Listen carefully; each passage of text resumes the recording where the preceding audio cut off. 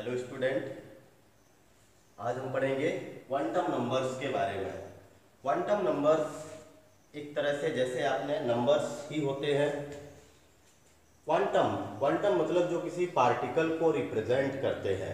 अब पार्टिकल के रूप में हमें यहाँ पर लेना है इलेक्ट्रॉन। तो एक्चुअल में ये इलेक्ट्रॉन है और इलेक्ट्रॉन जनरली कहाँ पाए जाते हैं? सेल में, और सेल के अंदर होते हैं सब सेल, सब सेल के अंदर ऑर्बिटल्स। ऑर्बिटल्स में जो इलेक्ट्रॉन पाए जाते हैं, इसका मतलब है कि किसी एटम के अंदर नंबर ऑफ सेल हो सकते हैं और इसी तरह से उन सेल के अंदर लार्ज नंबर ऑफ ऑर्बिटल्स भी हो सकते हैं। तो देयर आर मतलब जो है large number of orbitals are possible in an atom, और इनको हम this can be distinguished by their size, shape and orientation. ये इसके द्वारा हम उसको डिस्टिंग्विश आसानी से कर लेते हैं। अब ये इलेक्ट्रॉन किस ऑर्बिटल में है, एस ऑर्बिटल में है, पी में है, डी में है या एफ में है, इसको डिस्क्राइब करने के लिए हमें एक सेट ऑफ 3 नंबर्स की जरूरत पड़ती है। 3 नंबर का एक सेट होता है जिसे हम क्वांटम नंबर बोलते हैं। तो फोर्थ भी उसमें बाद में इलेक्ट्रॉन, फोर्थ क्वांटम नंबर भी ऐड किया गया जिसे स्पिन क्वांटम नंबर का नाम दिया गया। तो टोटल मिलकर के यहाँ पर 4 क्वांटम नंबर्स हो जाते हैं। फर्स्ट होता है प्रिंसिपल क्वांटम नंबर, सेकंड है एजीमुथल क्वांटम नंबर, थर्ड है magnetic quantum number and fourth one is spin quantum number. तो this set of 4 number is called quantum number which use to describe the electron, energy, shell, सब shell. ये सभी मतलब electron के बारे में, electron किस सेल में है, किस सेल में है, कितनी एनर्जी होगी, ये सभी के बारे में उसका इंफॉर्मेशन मिलता है। और उसके रोटेशन क्या है, क्लॉकवाइज है या एंटी क्लॉकवाइज है, किस तरह से वह अपने आप को रोटेट करता है, इस तरह से हमें इन सभी इंफॉर्मेशन के बारे में यदि जानना है तो उसके लिए क्वांटम नंबर्स की जरूरत पड़ती है। तो quantum number is the set of 4 numbers which are required to specify the position, energy and spin of electron in an atom। Means किसी इलेक्ट्रॉन की यदि आपको कंप्लीट इंफॉर्मेशन के बारे में यदि जानकारी लेनी है तो उसके लिए हमें क्वांटम नंबर्स जानना जरूरी है। वो इलेक्ट्रॉन किस सेल में है, किस सब सेल में है, वहाँ कितने इलेक्ट्रॉन हो सकते हैं, उसकी एनर्जी क्या होगी, उसका बिहेवियर क्या होगा, उसका स्पिन ऑफ इलेक्ट्रॉन क्या होगा, ये सभी इंफॉर्मेशन हमें मिलती है। तो सबसे इसमें 4 होते हैं, ये टोटल 4 नंबर का एक सेट है। फर्स्ट है principal quantum number. Principal quantum number, principal quantum number denoted by n। इसको हम n के द्वारा रिप्रेजेंट करते हैं प्रिंसिपल क्वांटम नंबर को। एंड दिस क्वांटम नंबर या जो principal quantum number it determines the main energy cell or levels in which the electron is present। जिसमें इलेक्ट्रॉन प्रेजेंट है उस सेल को रिप्रेजेंट करता है प्रिंसिपल क्वांटम नंबर। तो this determine the main energy shell और लेवल, जिसको हम सिंपली सेल के नाम से भी जानते हैं, in which the electron is present. किस सेल में वो इलेक्ट्रॉन है, यहां से आपको मालूम चल जाएगा। It also give the information of average distance of the electron from the nucleus of the atom. Shell मतलब न्यूक्लियस से इलेक्ट्रॉन कितनी दूरी पर है, किस सेल में है, ये हमें इंफॉर्मेशन यहाँ पर भी मिल जाती है। जैसे जनरली हम क्या पढ़ते हैं कि एक न्यूक्लियस के चारों ओर इस तरह से ये सेल पाए जाते हैं। इस सेल में जैसे n इज इक्वल टू 1 है, ये n इज इक्वल टू 2 है, n इज इक्वल टू 3 है, ये k सेल, ये l सेल और ये m shell. Means n is equal to जो वैल्यू हो सकती है प्रिंसिपल क्वांटम नंबर की 1, 2, 3, 4, 5 ऐसे हो सकती हैं। और यदि मान लीजिए वैल्यू 1 है, अब यदि कोई इलेक्ट्रॉन फर्स्ट सेल में है, वैल्यू 1 आ रही है, इसका मतलब है कि ये किस सेल में हो जाएगा, k सेल में। 2 आ रही है तब ये L सेल, 3 होगी तो M shell, N shell, O shell, इस तरह से K, L, M, N, O, P, Q ऐसे आगे N की वैल्यू होल नंबर में पाई जाती हैं जो रिप्रेजेंट करते हैं उस सेल को जिसमें वह इलेक्ट्रॉन पाया जाता है। अब यदि कहीं पर वैल्यू ऐसे दी गई कि n इज इक्वल टू 3 है, इसका मतलब है कि वहाँ पर वो इलेक्ट्रॉन m सेल में प्रेजेंट है। यदि 2 दिया गया है मीन्स l सेल में प्रेजेंट होगा। तो इससे इंफॉर्मेशन हमें डिस्टेंस के बारे में भी पता चल जाएगा। यदि 1 है means very close to the nucleus, यदि 2 है मीन्स थोड़ा सा इससे far away from the nucleus, और 3 है तो मतलब और दूर हो गया, 4 है तो और भी दूर होता जाएगा। जैसे जैसे प्रिंसिपल क्वांटम नंबर की वैल्यू इंक्रीज होती जाएगी, जो डिस्टेंस ऑफ इलेक्ट्रॉन है from the nucleus also increases, वो भी बढ़ती जाएगी। सेकंड है azimuthal quantum number. Azimuthal quantum number denoted by small L, इसको स्मॉल एल के द्वारा डिनोट करते हैं। And azimuthal quantum number determine the angular momentum of electron. ये एंगुलर मोमेंटम ऑफ इलेक्ट्रॉन की इंफॉर्मेशन बताता है, इलेक्ट्रॉन का एंगुलर मोमेंटम कितना है। And the value of l gives the information of sub shell to which an electron belong. ये हमें बताता है कि इलेक्ट्रॉन किस सब सेल में होगा। एल की वैल्यू से आप सब सेल के बारे में पता कर पाएंगे कि सब सेल कौन सा है, एस है, पी है, डी है या एफ है। दिस इज, और उसके अंदर भी मतलब जो सब सेल होते हैं उनके बारे में। This is also called orbital angular momentum, इसको आप ऑर्बिटल एंगुलर मोमेंटम भी बोल सकते हैं, और सब्सिडियरी क्वांटम नंबर के नाम से भी ये जाना जाता है। अब हम इसमें यह कि किस तरह से L की वैल्यू को डिटरमाइन करते हैं। तो L is equal to n minus 1, ये फॉर्मूले का हमें यूज करना है। n is the principal quantum number और -1। if n is equal to 1 then n is equal to हो जाएगा 1 माइनस 1 इज इक्वल टू 0। यदि 0 वैल्यू आ रही है, इसका मतलब है कि ये जो सब सेल है वो S सब सेल के नाम से जाना जाएगा। 0 का मतलब कुछ नहीं है, ऐसा नहीं है। 0 का मतलब है कि सब सेल, कौन सा सब सेल में इलेक्ट्रॉन हमारा है, S सब सेल पर है। इसी तरह से यदि if n is equal to 2 हो जाएगा then l is equal to 2 minus 1, l is equal to आएगा 1। लेकिन सिर्फ 1 नहीं लेना, 1 के पहले वाली वैल्यू को भी रखेंगे 0 और 1। अब इसमें ये पता है, ये 0 तो हो गया किसके लिए, S सब सेल के लिए, और 1 हो जाएगी वैल्यू P सब सेल के लिए। मींस जिस प्रिंसिपल क्वांटम नंबर की वैल्यू 2 है, n इज इक्वल टू 2 है, इट हैव 2 सब सेल।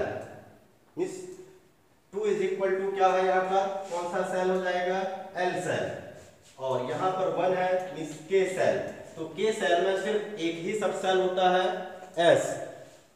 L सेल के अंदर मींस जिसके n की वैल्यू 2 है, उसके अंदर में 2 सब सेल होंगे, S भी होगा और P भी होगा।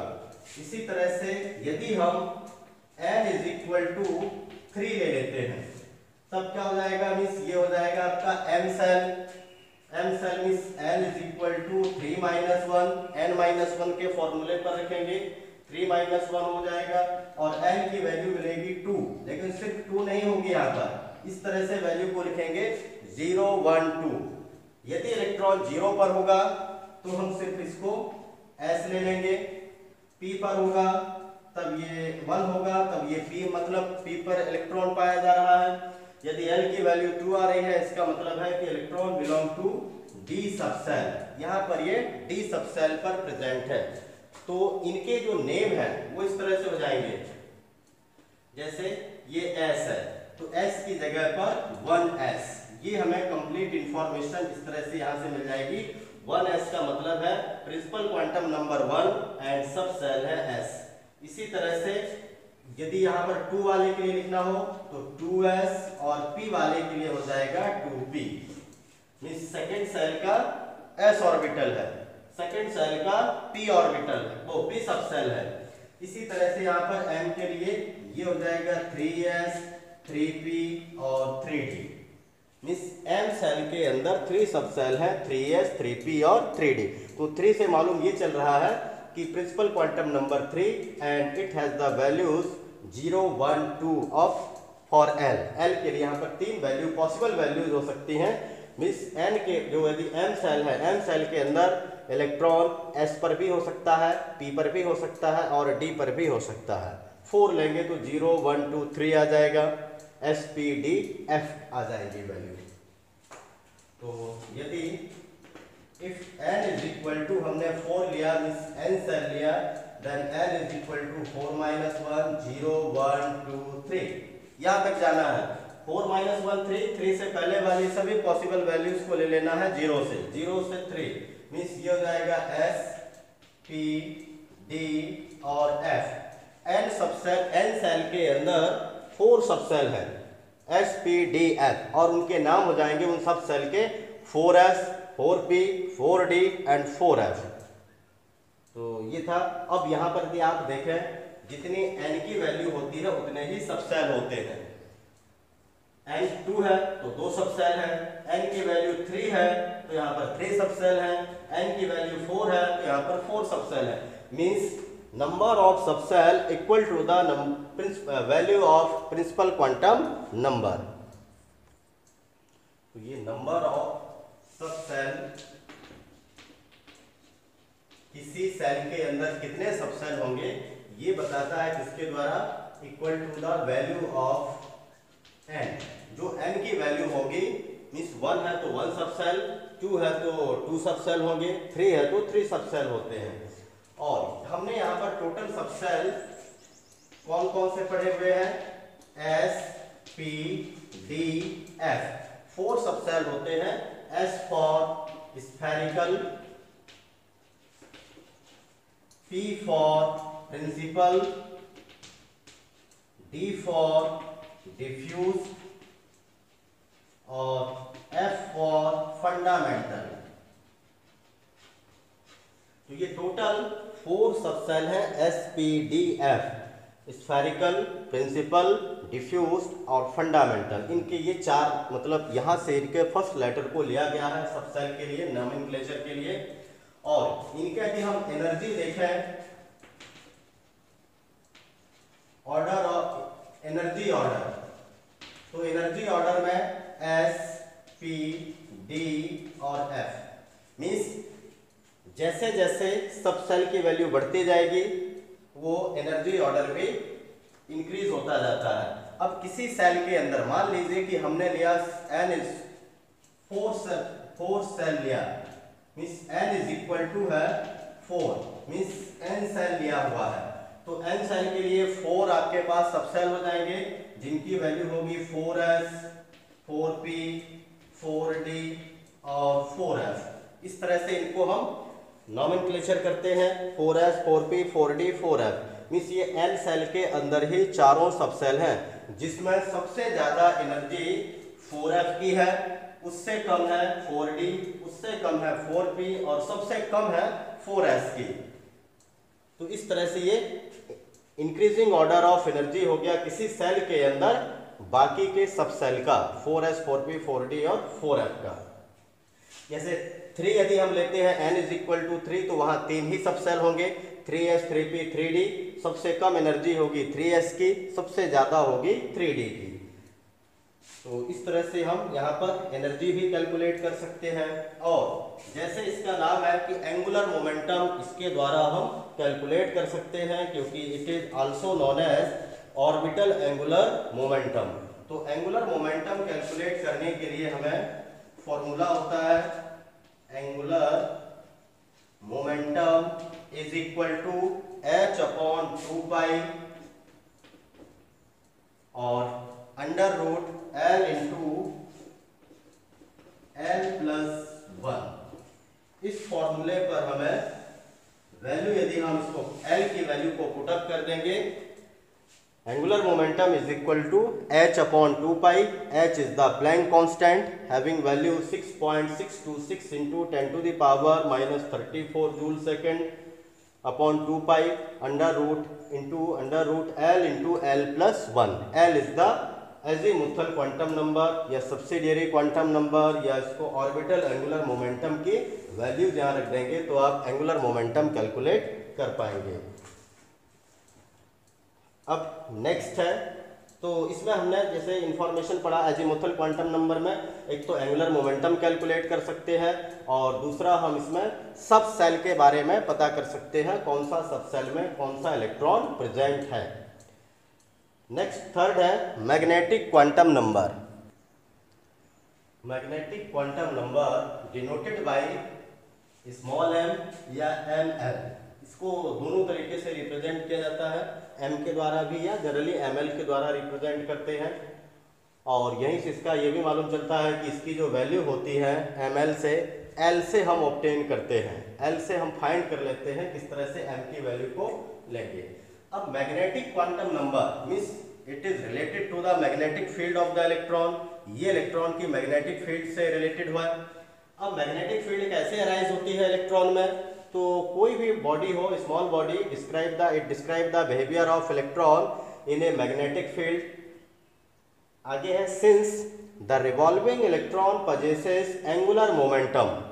जब कोई इलेक्ट्रॉन रिवॉल्व करता है तो उसमें एंगुलर मोमेंटम होता है mass into velocity into radius mv/r के बराबर, and it will give rise to a very small magnetic field. अब यदि ये रोटेट कर रहा है, रिवॉल्व कर रहा है, तो इसमें स्मॉल मैग्नेटिक फील्ड भी अराइज होती है, क्योंकि जैसे आपने पढ़ा है कि करंट कैरिंग जो कंडक्टर होते हैं उनमें उसके चारों ओर मैग्नेटिक फील्ड अराइज हो जाती है। इसी तरह से ये भी है कि revolving electron possesses angular momentum which will give rise to a very small magnetic field, and this magnetic field which interact with the external magnetic field of earth।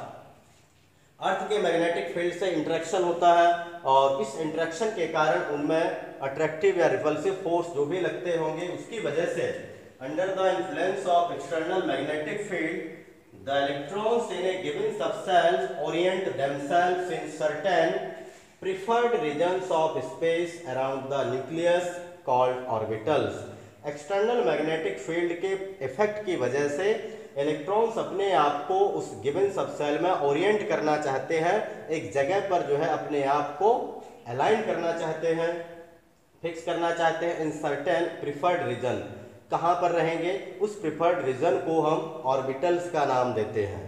तो ये ऑर्बिटल्स में पहुंच जाते हैं और this quantum number means orbitals means the region around the nucleus of the atom or space around the nucleus of the atom where the probability of finding the electron is maximum। जहां electron के मिलने की probability सबसे ज्यादा होती है उसे हम ऑर्बिटल बोलते हैं। तो इससे हमें ये मालूम चला कि जो मैग्नेटिक क्वांटम नंबर है it gives the number of orbitals in a given subshell. किसी सबसेल में कितने ऑर्बिटल्स होंगे, किस ऑर्बिटल में ये इलेक्ट्रॉन प्रेजेंट होगा, इसके बारे में हमें इंफॉर्मेशन मिलती है मैग्नेटिक क्वांटम नंबर से। तो इसमें हम वैल्यू किस तरह से डिटरमाइन करेंगे इसके बारे में है। m is equal to orbital के बारे में, कितने ऑर्बिटल्स किस सबसेल के अंदर होते हैं, ये m से हम ऑर्बिटल के बारे में पता कर सकते हैं। इसकी वैल्यू होती है -L2 प्लस L। ये -L से लेकर के +L तक के होते हैं और इनकी वैल्यू अकॉर्डिंग टू कार्टेशियन जो कोऑर्डिनेट्स होते हैं, कार्टेशियन कोऑर्डिनेट्स, उसी के अकॉर्डिंग इनको डिटरमाइन किया जाता है। अब हम यहाँ पर if L is equal to 0, यदि L की वैल्यू 0 लिया, 0 का मतलब है कि हमने कौन सा सबसेल लिया हुआ है यहाँ पर S सबसेल। 0 क्योंकि S के लिए ही होता है, then m is equal to हो जाएगा -L2 प्लस L, -0 से +0, चाहे 0 को माइनस में लें प्लस में लें वह हमेशा 0 ही होता है। Means it has only one orbital, S subshell has only one orbital, और ये ऑर्बिटल इसमें वन ऑर्बिटल होता है और हम एक ऑर्बिटल में मैक्सिमम 2 इलेक्ट्रॉन रख सकते हैं। तो यहाँ पर जिसके L की वैल्यू मींस S सबसेल के अंदर हम मैक्सिमम 2 इलेक्ट्रॉन ही रख सकते हैं क्योंकि it has only one orbital. जिसके ऑर्बिटल का वैल्यू है m is equal to value आ रही है 0। यदि हमने L इज इक्वल टू 1 लिया, 1 किसके लिए होता है, P के लिए, मींस ये P सबसेल है। तो P सबसेल में वैल्यू देखिए किस तरह से m की आ जाएगी, माइनस एल, मतलब 1 जो है वो एल का वैल्यू है, तो ये हो जाएगा -1, फिर 0 और प्लस एल तक जाना है, मीन्स -1 से लेकर के +1 तक की वैल्यूज को यहाँ पर हम जो है ले लेंगे। अब यहाँ पर कितने ऑर्बिटल हो गए? 3 ऑर्बिटल्स हैं, 1 2 3। तो इसका मतलब ये हुआ p सबसेल हैज 3 ऑर्बिटल्स। कौन कौन से? px, py and pz। L is equal to यदि 1 है, मीन्स p सबसेल यदि आपने लिया हुआ है तो p सबसेल के अंदर 3 ऑर्बिटल्स होते हैं जिनकी वैल्यू -1, 0 और +1 है, और उनके नाम जो है px, py और pz। ये 3 ऑर्बिटल्स हो गए। एक ऑर्बिटल में मैक्सिमम 2 इलेक्ट्रॉन, मींस 3 ऑर्बिटल्स हैं, तो मैक्सिमम इस सबसेल के अंदर, p सबसेल के अंदर हम मैक्सिमम इलेक्ट्रॉन की संख्या 6 रख सकते हैं। तो ये -1, 0, +1।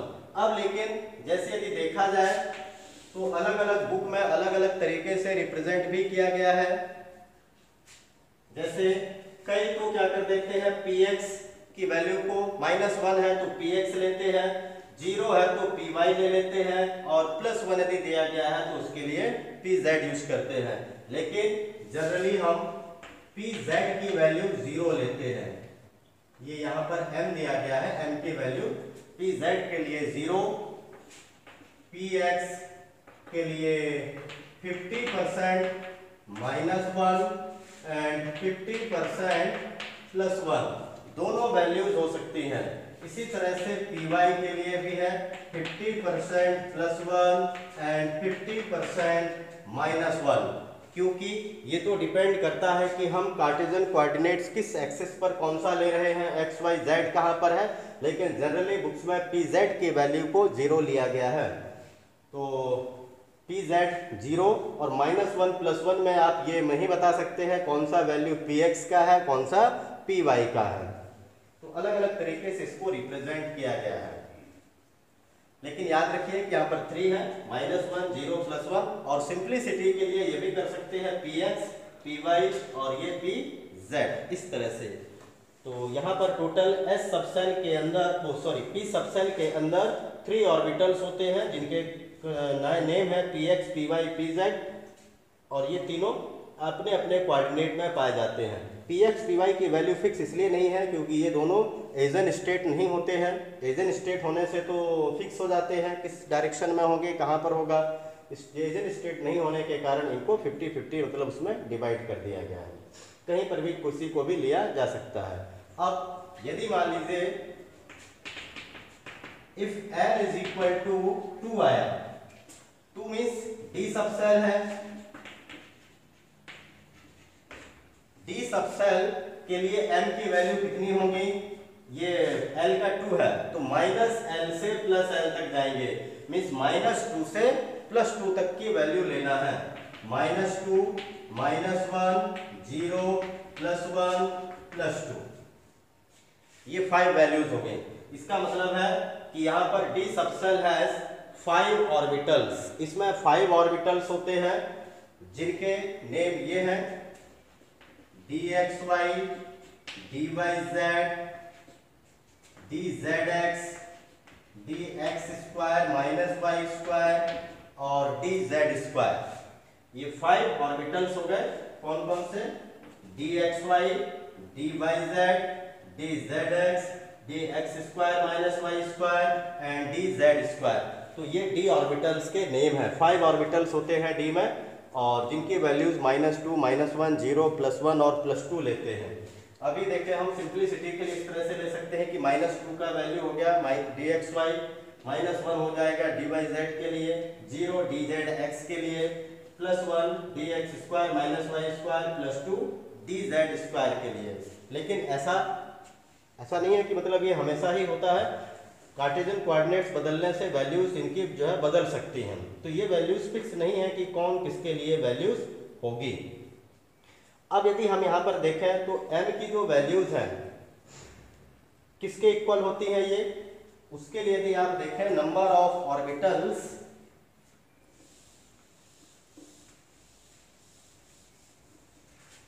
Number of orbitals. तो ये वैल्यू आपको 2n+1, जैसे l का वैल्यू है 2, तो 2 × 2 यहाँ पर भी रख देंगे, +1 = 4 + 1, तो ये वैल्यू 5 मिल जाएगी। मीन्स इस फॉर्मूले से आप नंबर ऑफ ऑर्बिटल्स कैलकुलेट कर सकते हैं कि नंबर ऑफ ऑर्बिटल किस सबसेल में कितने हैं। l की वैल्यू हमें मालूम होना चाहिए, 2l+1 के इक्वल नंबर ऑफ ऑर्बिटल्स पाए जाते हैं किसी सबसेल में। तो यदि मान लीजिए l की वैल्यू 3 आती है, तब हम वैल्यू को -3 से +3 तक लेंगे और टोटल वैल्यूज वहां पर 7 हो जाएंगी। तो 7 मीन्स f ऑर्बिटल में, f सबसेल के अंदर 7 ऑर्बिटल्स पाए जाएंगे।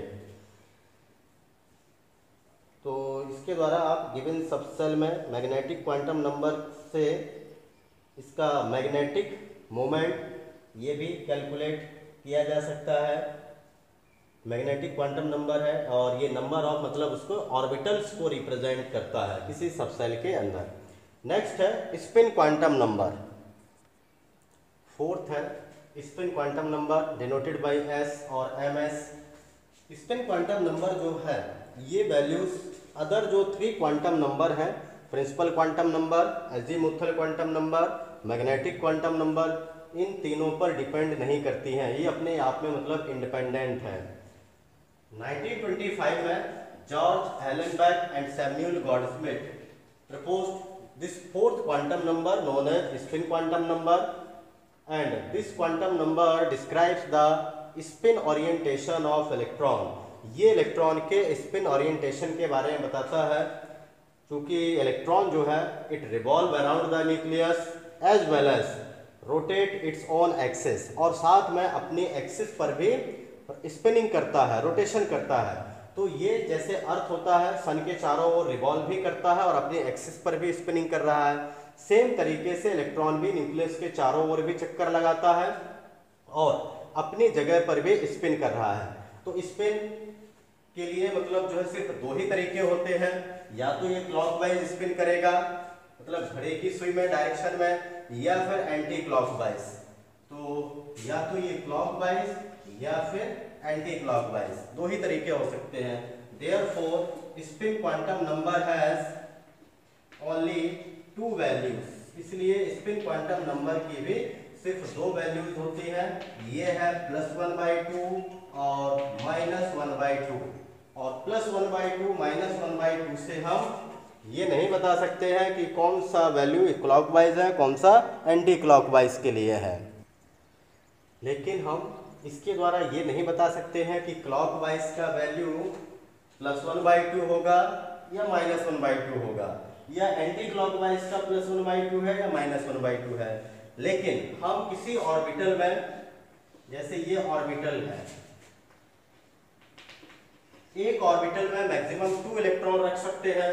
तो एक हम ऊपर की ओर बनाते हैं और एक नीचे की ओर, मींस अपर हेडेड एरो और डाउन हेडेड एरो, 2 इलेक्ट्रॉन को इस तरह से रिप्रेजेंट करते हैं। इसका मतलब है कि इन दोनों इलेक्ट्रॉन में से एक क्लॉकवाइज घूम रहा है और एक एंटी क्लॉकवाइज।